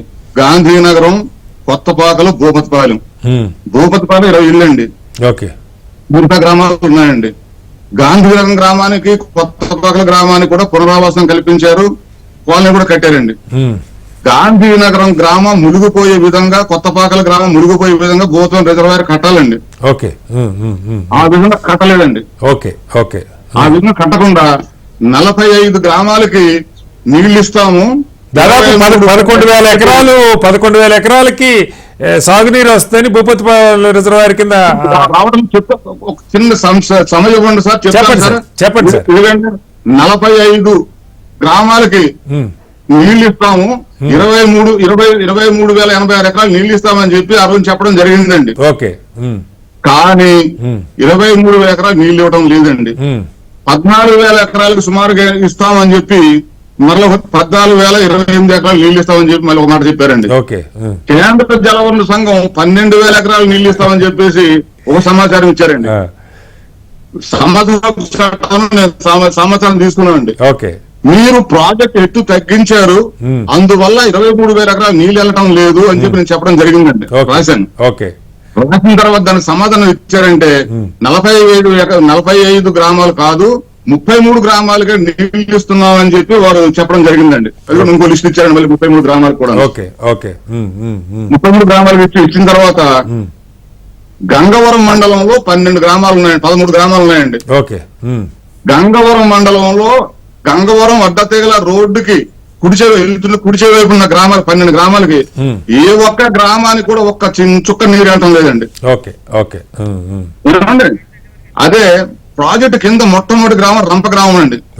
రంప గ్రామానికి 55 ఎకరాలు నీళ్లు ఇస్తున్నామని చెప్పారండి, 1 ఎకరా నీళ్లు వెళ్ళటం లేదండి. ఇళ్లపల్లి, జాగరంపల్లి, పందిరిమాడు గ్రామాలు కూడా నీళ్లు ఇస్తున్నామని చెప్పారండి. అసలు కాలం యువతలు ఉన్నాయండి, వాటికి లేనే లేదండి. ఈ విధంగా వాళ్ళు కట్టారండి. కట్టి వాళ్ళ సమాచారంలోనూ మీరు ఎత్తు తగ్గించారంటే ఎత్తు తగ్గించలేదని ఒక సమాచారం ఇచ్చారండి. కానీ గాంధీనగరం గ్రామం నేను వారి దగ్గర సమాచార చట్టంలోను 23/10/10 తీసుకున్నానండి, 26/12 తీసుకున్నానండి, 10/12/2010 కూడా 2-3 సార్లు తీసుకున్నాను సమాచార చట్టంలోను. గాంధీనగరం గ్రామం ముంపుకు గురవుతుంది, ముంపు గురి కాబట్టి ఏ చర్యలు తీసుకోలేదు అని చెప్పి వారు చెప్పడం జరిగిందండి. కానీ ఈ రోజుకి నీళ్లు పుష్కలంగా ఉన్నాయండి, వర్షాలు బాగా పడుతున్నాయి. 204 మీటర్ల ఎత్తుకి నీళ్లు వస్తా ఉన్నాయి, కానీ గాంధీనగరం గ్రామం ములగలేదు, కొత్తపాకల గ్రామం ములగలేదు. అంటే మీరు కట్టాల్సిన ఎత్తులో కట్టలేదంటారు, అంతే కదా? కట్టలేదు, ప్రజలకు అన్యాయం చేశారు. వారు ఏమంటారంటే దీనికి 144.8 కోట్ల రూపాయలు మంజూరు అని, దీనికి 114,028 ఎకరాలు డివైడెడ్ బై అంటే 1,03,000 రూపాయలు ఖర్చు పెడతాం ఎకరాకని చెప్పారండి. మరో రిపోర్ట్లోను 1,40,148,000 రూపాయలకి మంజూరైనవి 23,086 ఎకరాలకు గాను 67,750 రూపాయలు ఖర్చు పెడతాం ఎకరాకని చెప్పారండి. ఈ 33 గ్రామాల్లోనూ సుమారు 4,000 ఎకరాలు సుమారుగా ఉంటాయండి గంగవరం మండలంలో. అది కాకుండా రంపచోడవరం మండలంలో ఒక 7 గ్రామాలకి నీళ్లు పెట్టడం లేదండి. ఈ విధంగా చూస్తే సుమారుగా 7,000-8,000 ఎకరాలు నీళ్లు వెళ్ళటం లేదండి. సో 11,000 ఎకరాలు 10,000 ఎకరాలు కూడా అందట్లా, అంతేనా? 23,000 ఎకరాలు అని చెప్పింది 10,000 ఎకరాలకు కూడా నీరు అందట్లేదు అంటారు. వెళ్ళడం లేదండి. కనీసం ఒక్కరు ఏ రోజున కూడా కానీ అజమాయిషి చేసిన వారి అధికారులు కూడా లేరండి. ఎందుకంటానంటే వాళ్ళు ఎకరాకి ఎంత ఖర్చు పెట్టారు స్పష్టంగా లేదండి. ఎన్ని ఎకరాలు నీళ్లు ఇస్తున్నారో స్పష్టంగా లేదండి. మా ఏజెన్సీలోను ఈ గ్రామాలు నీళ్లు ఇవ్వకుండా వాళ్ళు ఏంటంటే నీ ఎత్తు తగ్గించో మీరు తప్పుడు ఆరోపణ చేస్తున్నారని చెప్పి నా మీద ఆరోపణ చేశారండి మల్లిన్ గారు. వారు చేసిన ఆరోపణ ఎందుకంటే ఒక మాట చదువుతానండి. ప్రస్తుతం నీటి మట్టం పూర్తిగా ఉన్నందున కరీబ్ 2012 నాటికి అన్ని గ్రామాలకు 14,000 నీళ్లు ఇస్తామని అన్నారండి. ఈ 14,024 ఎకరాల్లో ఈ గంగవరం 12 గ్రామాలు అలాగే రంపచోడవరం 7 గ్రామాలు కలిపి ఉన్నాయండి. అంటే ఈ 7 గ్రామాల విస్తీర్ణాన్ని తీసేయాలి అందులోంచి. రైట్ సార్, మళ్ళీ వస్తాను మీ దగ్గరికి వెంకటేశ్వర గారు. మళ్ళీ తీసుకుంటాను సార్. ప్రభాకర్ గారు చెరువులు చెక్ డ్యామ్ లిఫ్టిగేషన్ ఉన్నాయండి. ఆ విషయంలో చెప్పాల్సి చెప్తారు కదా సార్, మళ్ళీ దాని దగ్గరికి వస్తారు. కేవలం రంపచోడవరం గురించే కాకుండా మొత్తం మీరు శాసనసభ్యులుగా చేశారు, జిల్లా మొత్తంలో పరిస్థితి ఉంది, సాగు పరిస్థితి అనేది కూడా మీ ద్వారానే తెలియజెప్పాలి.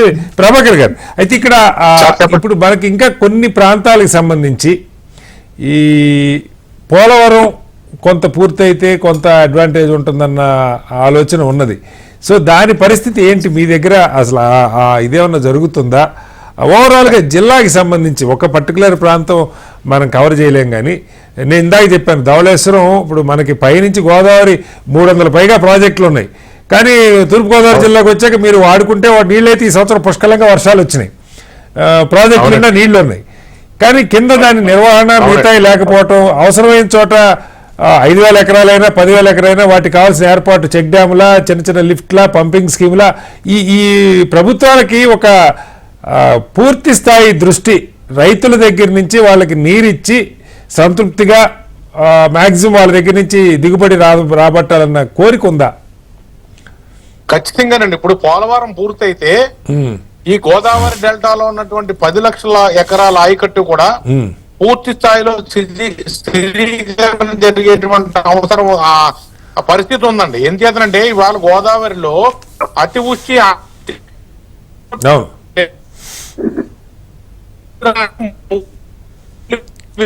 ప్రభాకర్ గారు మీరు ట్రావెల్ చేస్తున్నట్టు సిగ్నల్ కట్ అవుతుంది సార్. ప్రభాకర్ గారు మీరు కారులో ట్రావెల్ చేస్తున్నట్టు. ఓకే, ఆగుతానండి పక్కకి. చెప్పండి. ఇప్పుడు రెండో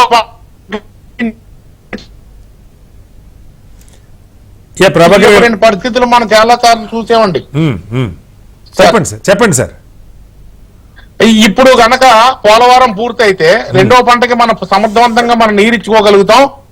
అంతేకాకుండా కృష్ణా నదికి కూడా 80 టీఎంసీ నీళ్లు ఇచ్చి ఆ ఆయకట్టును కూడా మనం కాపాడుకోవడానికి అవకాశం ఉందండి. ఇవాళ చంద్రబాబు నాయుడు గారు భవిష్యత్తు ఆలోచించగలిగినటువంటి శక్తి ఉన్న నాయకుడు కాబట్టి ఆ రోజు పట్టిసీమ నిర్మించడం జరిగిందండి. పట్టిసీమ నిర్మించేటప్పుడు జగన్మోహన్ రెడ్డి పట్టిసీమ వద్దు పోలవరం ముద్దు అనేటువంటి నినాదం తీసుకొచ్చి పట్టిసీమకు అడ్డం పడ్డాడండి.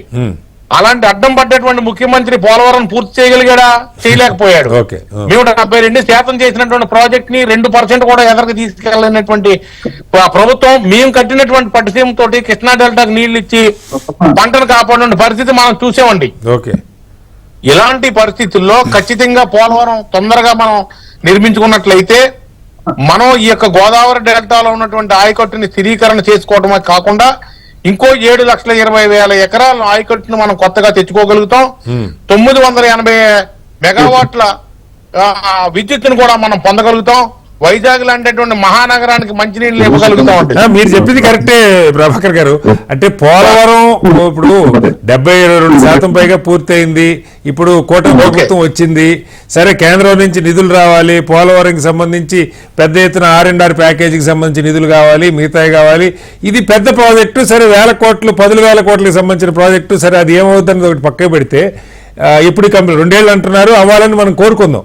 కానీ నేను అంటున్నది ఇప్పటికే ఉన్నాయి. ఇప్పుడు దాకా చిన్న చిన్న పంపింగ్ స్కీములు 1000 ఎకరాలు 2000 ఎకరాలకు ఉన్న వాటి నిర్వహణ కూడా పూర్తిగా అడుగంటిపోయింది అంటా ఉన్నారు. సరే, గత ప్రభుత్వం ఏ పాలకుల పాపని పక్క పెడితే ఇప్పుడు వాటి మీద వచ్చిన తర్వాత జగన్మోహన్ రెడ్డి వచ్చిన తర్వాత ఈ కాలువల ఆధునీకరణ కానీ, మురుగు కాలువల ఆధునీకరణ కానీ, మీరు చెప్పినట్టు ఒక చిన్న చిన్న పంపింగ్ స్కీములు కానీ ఏ విధమైనటువంటి మెయింటెనెన్స్ లేకపోవడం వల్ల పాడైపోయి ఇవాళ రైతాంగం అనేక విధాలుగా ఇబ్బందులు పడేటువంటి పరిస్థితి ఉంది.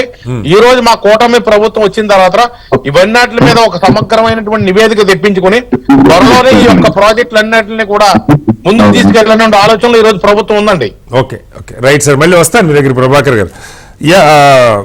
జమ్మి గారు, హలో జమ్మి గారు, ఈ ఆక్వాకి సంబంధించి కూడా, ఎందుకంటే పర్యావరణకారులకు ఇష్టం ఉండొచ్చు, ఇష్టం లేకపోవచ్చు, ఇది ఎంత పక్కకు పెట్టినా ఖచ్చితంగా అది ఒక ఇండస్ట్రీ అయిపోయింది. మనకి ఇష్టం ఉన్నా ఇష్టం లేకపోయినా రైతులు వాళ్ళ ఛాయిస్ కొద్దీ పొలాల్ని చేపల చెరువులుగానో రొయ్యల చెరువులుగానో మార్చుకుంటా ఉన్నారు. చాలామంది చెప్పటం ఆ రంగం కూడా దిగాలు పడతా ఉన్నది, అనేక ఒడిదుడుకులు ఎదుర్కొంటుందని అంటూ ఉన్నారు.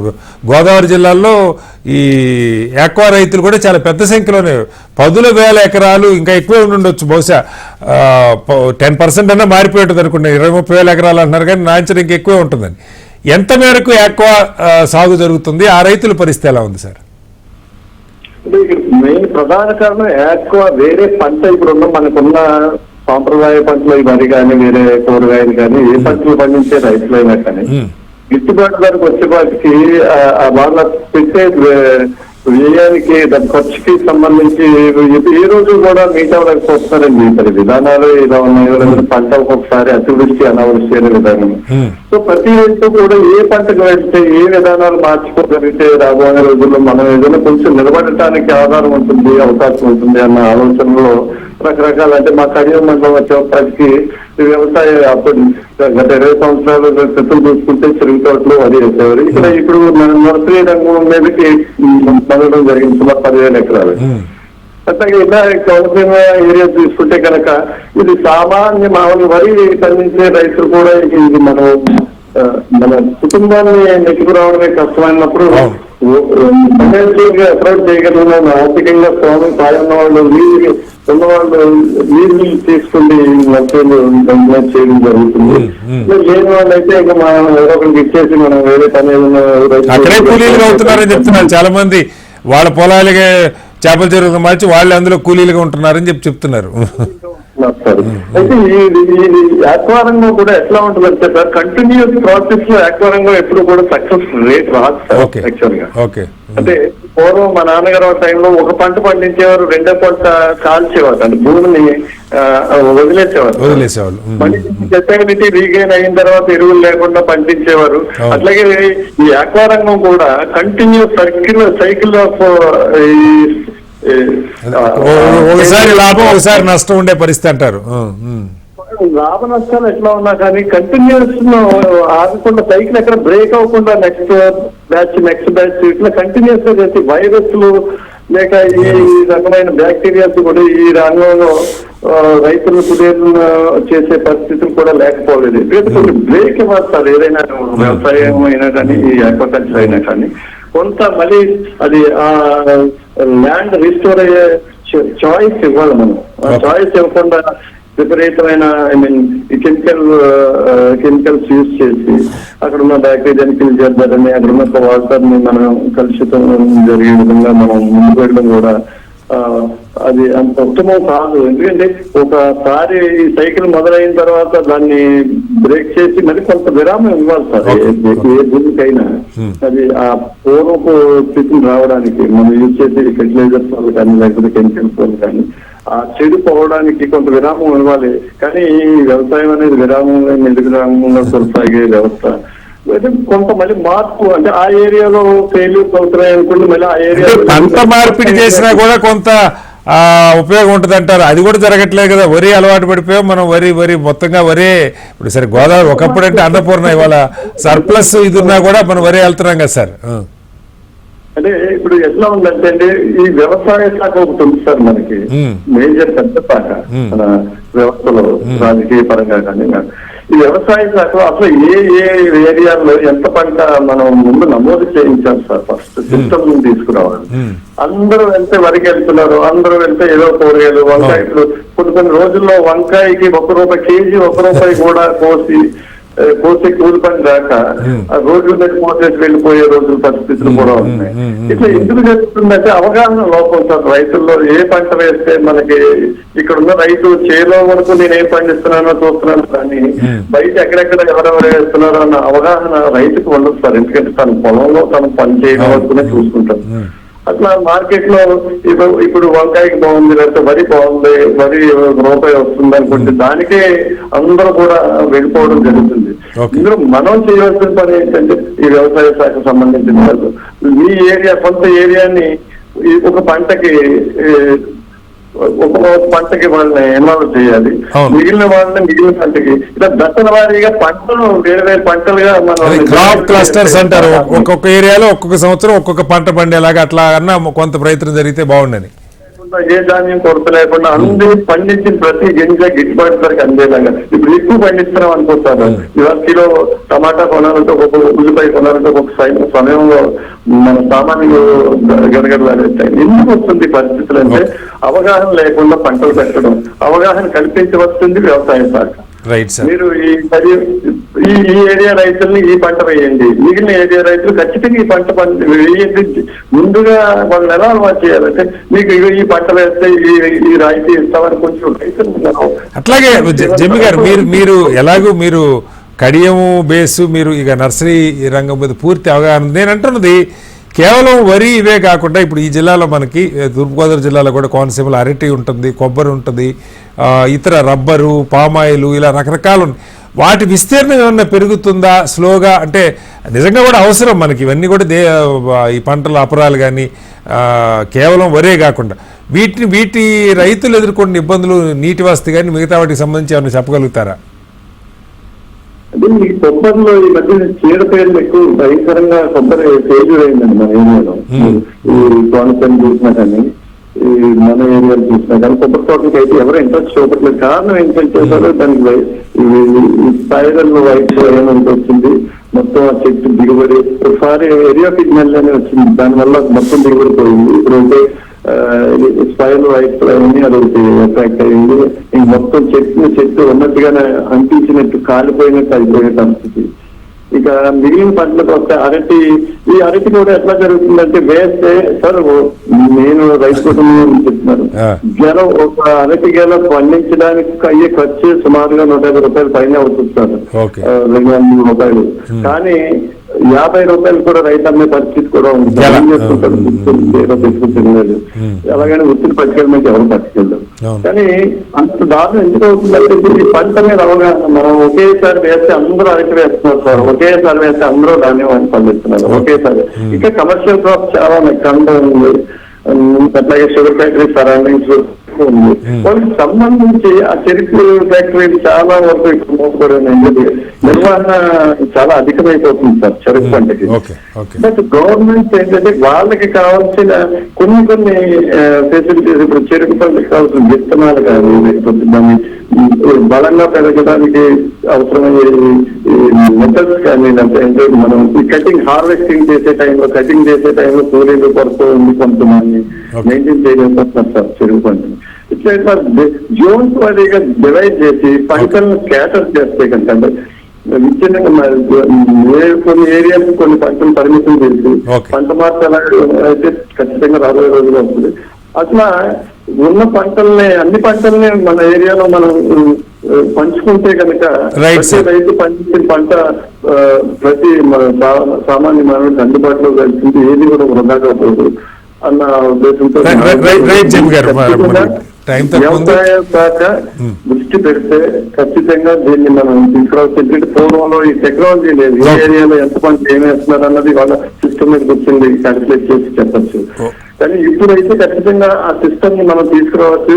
రైతులను కూడా అవగాహన పెంచి మీరు పాడయ్యే పంటలను యూజ్ చేయొద్దు, మీ రైట్ సార్, అది మనం ఇంకొకసారి డీటెయిలింగ్ పెట్టుకుందాం సార్. ఏ పంట కంటే ప్రధానంగా ఇప్పుడు నా ప్రోగ్రాము నీటి వసతికి సంబంధించి చర్చ. సరే, పంట మార్పిడి రకరకాలు ఇవన్నీ కొన్నిసార్లు క్రాప్ హాలిడే ఇదంతా మనం డిస్కస్ చేద్దాం సార్.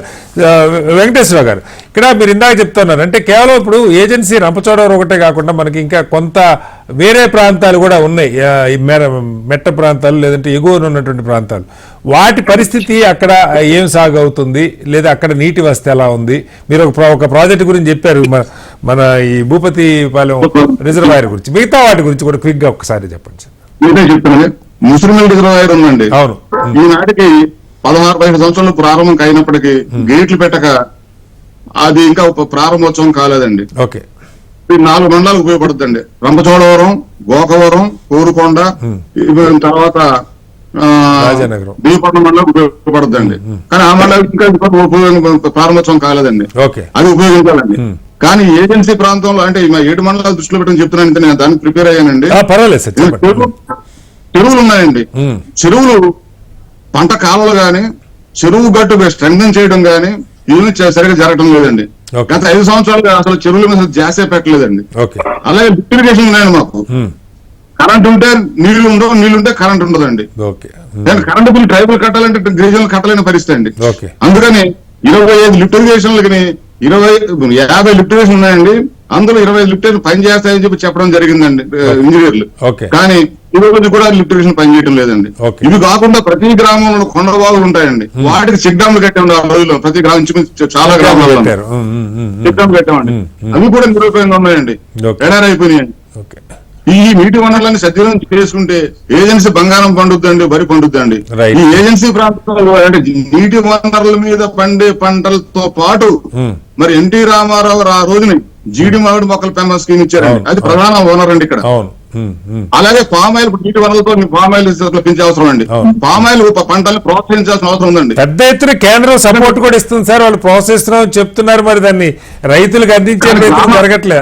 అది గ్రామాల్లో ఆశించిన ఫలితం జరగట్లేదండి. అయితే రైతుకు మంచి ఆదాయం వస్తుందని అందరూ ప్రోత్సహించే విధానం కూడా ముందుకు తీసుకెళ్లాల్సిన అవసరం ఉంటుందండి. అలాగే ఏదైనా సరే వ్యవసాయ రంగంలో బాగానండి ఇప్పుడు 69,000 ఎకరాలను మనం ఈ ఏజెన్సీలో చూపిస్తున్నారండి. దీనికి మద్దిగడ్డ రిజర్వాయరు, మడేరు ఆనకట్ట, సూరంపాలెం రిజర్వాయరు, భూపాలెం రిజర్వాయరు, ముసిరిమేల్ రిజర్వాయరు ఇవి ప్రధానమైనండి. వీటితో పాటు ఈ రిజర్వాయర్లు అన్ని కలుపుకుంటేనే చెక్ డ్యామ్స్ కలుపుకుంటేనే 69,000 ఎకరాలండి. కాబట్టి నీటి వనరులను సద్వినియోగం చేయడానికి ప్రభుత్వం చర్యలు తీసుకోవాలండి. రైట్ సార్, ఖచ్చితంగా మీలాంటి వాళ్ళు చెప్తున్నప్పుడు వాటి విలువ ఉంటుంది. మీరు చట్టసభల్లో కూడా ఉన్నారు గతంలో. విశ్వేశ్వరరెడ్డి గారు, ఆఖరిగా చెప్పండి, చెరువులకు సంబంధించి ఇప్పుడు ఈ రియల్ ఎస్టేట్ ఒకటి కొంచెం నగరం పెరుగుతుందన్నా దాని చుట్టుపక్కల కిలోమీటర్ల మేర అన్నిటి కబ్జాలు పెట్టి చెరువులు పూర్తి చేసేసి రియల్ ఎస్టేట్ ప్లాట్లు వేసేస్తున్నారు. దీని ప్రభావం ఎంత ఉంది ఈ జిల్లాలో? బాగా 2 పంటలు 3 పంటలు పండే భూముల్ని కూడా ఉత్త పుణ్యానికి లేఅవుట్లు వేసేస్తున్నారు. ఒక చట్టం ఏదో చెప్తున్నారు 30% కంటే పంట భూముల్లో ఈ వెంచర్లకు ఇవ్వకూడదని. అసలు ఏమన్నా ఫాలో అవుతున్నారా లేదా? ఈ రెవెన్యూ డిపార్ట్మెంట్ వాళ్ళు అటువంటి రూల్స్ ఫాలో అవ్వరు. వాళ్ళు యాక్చువల్ గా రూల్ ప్రకారం ఏదైతే చెరువులు ఉన్నాయో ఆ చెరువుల్ని కన్వర్షన్ చేసి వాటిని ప్లాట్స్ చేయడానికి ఎట్టి పరిస్థితుల్లోనూ అసలు ఎవరికి కూడా రైట్స్ లేవండి. అలాంటి చెరువులు కూడా ఈ కన్వర్షన్ యాక్ట్ లో కన్వర్షన్ చేసేసి ఎంఆర్ఓలు, రెవెన్యూ డిపార్ట్మెంట్ వాళ్ళు మీరు ప్లాట్లు వేసుకోండి అని చెప్పి వాళ్ళకి ఇవ్వడం జరుగుతుంది. దీనివల్ల చెరువులన్నీ కూడా చాలా వరకు కూడా ఎండిపోయి అని చెప్పి వాటిలో నీరు సరిగా స్టోర్ చేయకుండా ఆ చెరువుల్ని పూర్తి చేసి లేఅవుటింగ్ చేయడం వల్ల ఈ వాటర్ కి చాలా ఇబ్బంది కలుగుతుందండి. ప్రభుత్వం వారు తెలంగాణలో ఏ రకంగా అయితే చెరువుల్ని పునర్జీవింపజేశారో అలాగే మన ఆంధ్రప్రదేశ్ లో అలాగే మన ఉమ్మడి ఉభయ గోదావరి జిల్లాలో ఏ అయితే చెరువులు ఉన్నాయో ఆ చెరువులన్నింటినీ కూడా పునర్జీవించవలసిన అవసరం ఎంతైనా ఉంది.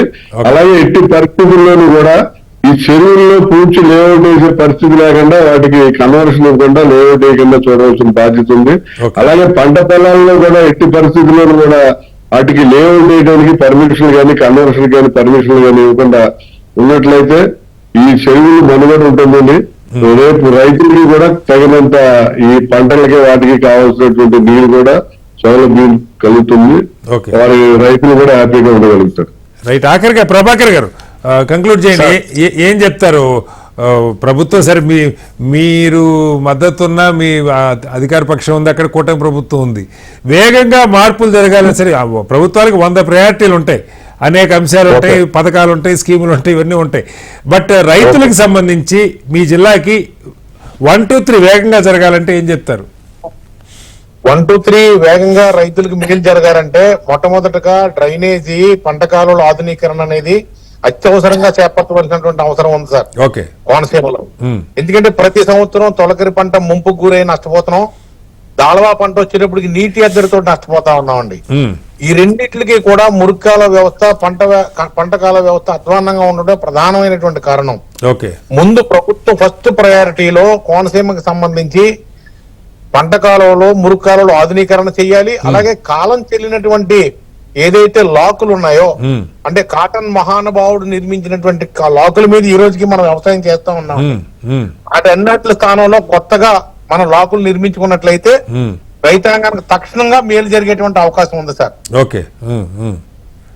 Okay sir. అదే విధంగా ఇక్కడ ఉన్నటువంటి ఆక్వా రంగం వల్ల చాలా వరకు ప్రకృతి దెబ్బతింది, భూగర్భ జలాలు దెబ్బతిన్నాయి, పంటల పచ్చని కొబ్బరి పంట కూడా నష్టపోతా ఉంది. ఈ ఆక్వా రైతులను కూడా ఇప్పుడు నష్టపోతూ ఉన్నారు. వాళ్ళు కూడా పంటలు క్రాప్ హాలిడే ప్రకటించే పరిస్థితికి వచ్చారు. వాళ్ళు కూడా తిరిగి వ్యవసాయంలోకి తీసుకురావాలంటే గనక, అంటే వరి వ్యవసాయం తీసుకురావాలంటే గనక ఈ వ్యవస్థను, మురుగునీరు పంటకాల వ్యవస్థను ఆధునీకరణ చేసినట్టయితే ఖచ్చితంగా వాళ్ళు కూడా మళ్ళా వ్యవసాయం వైపు మొగ్గడానికి అవకాశం ఉంది. అదేవిధంగా ఎవరైతే ఆక్వా చేసి భూములు ఏ విధంగా అయితే చౌడు బారిపోయినటువంటి వాటిని బాగు చేయడానికి సంబంధించి ఏదైతే జిప్సం లాంటి ఎరువులు పూర్తి స్థాయిలో సబ్సిడీలకు ఇచ్చి రైతాంగాన్ని గనక మరి ఆదుకున్నట్లయితే ఆ విధంగా కూడా ఉప్పు నీటి సిద్ధంగా ఉన్నారా? ఇప్పుడు ఆక్వా కింద మార్చుకున్న భూమి నిజంగా భూములు మళ్ళీ వ్యవసాయానికి పనికిరావంటారు. ఇప్పుడు పనికి రావండి, కానీ పనికిరావు. కానీ ఒక 2-3 సంవత్సరాలు దాన్ని రిపేర్ చేసి ప్రభుత్వం ప్రోత్సహించి రిపేర్ చేసి మురుగునీటి వ్యవస్థ, పంటకాల వ్యవస్థ కనుక బాగు చేసినట్లయితే ఖచ్చితంగా 2-3 ఏళ్లలో మళ్ళీ పనికి వస్తాయండి. ఆ విధంగా కూడా రైతాంగాన్ని ప్రోత్సహించినట్లయితే మన పర్యావరణాన్ని కాపాడుకోగలిగిన వాళ్ళు అవుతాం, మన పిల్లలకు మళ్ళీ మంచి సారవంతమైన భూమిని ఇవ్వగలిగిన వాళ్ళు అవుతామండి. రైట్. వెంకటేశ్వర గారు, ఫైనల్ గా వీటితో పాటు ఇంకేమన్నా, ఇప్పుడు చట్టసభల్లో ఒక తెలుగుదేశం ప్రభుత్వం ఉంది, కూటమి ప్రభుత్వం ఉంది, ఒక్క రంపచోడవరంనే కాకుండా ప్రభుత్వానికి మీ వైపు నుంచి ఇచ్చే సూచనలు ఏముంటాయి ఈ జిల్లాకి సంబంధించి? ఏజెన్సీ ప్రాంతం మీరు ఎలాగ చెప్పారు రంపచోడవరం. అవునండి. ఇతర ఇప్పుడు ఇప్పుడు ప్రభాకర్ గారు చెప్తా ఉన్నారు, ఈ లాకుల నిర్వహణ కానీ, లేకపోతే మీరే ఇందాక చెప్పారు ఈ రిజర్వాయర్లు, చిన్న చిన్న చెక్ డ్యాములు, వీటికి ఏదైనా ఒక ఎస్టిమేషన్, ఇప్పుడు చీఫ్ ఇంజనీర్లు ఉంటారు, జిల్లా స్థాయిలో ఎస్సీలు ఉంటారు, ఇరిగేషన్ వాళ్ళు, సంవత్సరానికి సుమారుగా వీటి నిర్వహణకి ఇదిగో 200 కోట్లు అవుతుంది, లేదా 400 కోట్లు అవుతుంది, 50 కోట్లు, ఏదో ఒక అంచనా పెట్టి ఆ రకంగా నిధులు కేటాయించి దీన్ని సరిచేసే మార్గం ఉంది. నేను పెద్ద పెద్ద ప్రాజెక్టులు అడగట్లేదు సార్, మనం ఉన్న వాటి నిర్వహణ గురించి మాట్లాడుతూ ఉన్నాం. చెప్పండి సార్. ఏజెన్సీ ప్రాంతంలో ఉన్నటువంటి జలవనరులు కానీ, మన ప్లేన్ దగ్గర జలవనరులు కానీ, వీటన్నిటి కూడాను ఒక ప్రణాళికాబద్ధంగా గౌరవ ముఖ్యమంత్రి గారు ఈ కూటమి ప్రభుత్వం తప్పకుండా చర్య తీసుకుంటామని ఒకసారి చెప్పడం జరిగిందండి. అదే మాకున్న పరిస్థితిలో మా ప్రాంతంలో ఉన్నటువంటి ఇబ్బందులు కూడా ముఖ్యమంత్రి గారి దృష్టికి తీసుకెళ్తామండి. మేము తీసుకెళ్లి జలాన్ని ఉపయోగించుకు మేము సిద్ధంగా ఉన్నామండి. Right sir. ఏదేమైనా మొత్తంగా తూర్పుగోదావరి జిల్లాకి సంబంధించి శతాబ్దాల నాడే కెనాళ్ల ద్వారా, కాలువల ద్వారా వ్యవసాయం కాటన్ మహాశైడి పుణ్యమని ధవళేశ్వరం బ్యారేజీ 3 టీఎంసీల నీరుని నిల్వ చేసుకునే పరిస్థితి, 3 ప్రధాన కాలువల ద్వారా సుమారు 10 లక్షల పైగా ఆయకట్టున్న గొప్ప జిల్లా, దేశంలో అన్నపూర్ణగా పేరొందినటువంటి జిల్లాలో ఇవాళ క్రమంగా వ్యవసాయం కుంటుపడుతున్నది. రకరకాల కారణాలుగా, ప్రధానంగా లక్షల ఎకరాల్లో పంటకి కాస్త ఇబ్బంది కలగటానికి లాకుల నిర్వహణ అన్నది మేజర్ అబ్స్టకిల్గా చెప్తున్నారు.